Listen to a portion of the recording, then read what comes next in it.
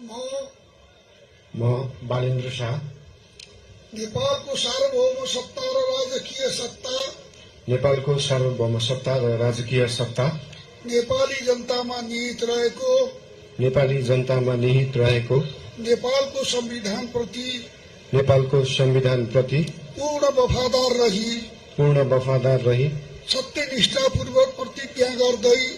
सत्यनिष्ठापूर्वक प्रतिज्ञा गर्दै ईश्वर, देश र जनताको नाममा शपथ लिन्छु कि प्रधानमन्त्री पदको जिम्मेवारी प्रचलित कानूनको पालना गरी मुलुक र जनताको भलो चिताई कसैको डर नमानी पक्षपात नगरी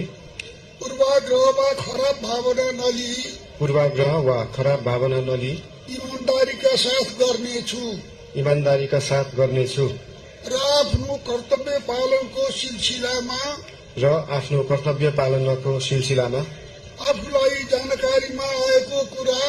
आफूलाई जानकारीमा आएको कुरा म पदमा बहाल रहँदा वा नरहँदा जुनसुकै अवस्थामा पनि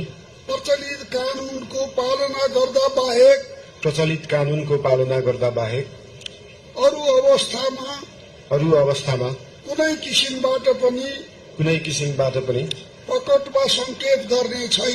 प्रकट वा संकेत गर्ने छैन। धन्यवाद।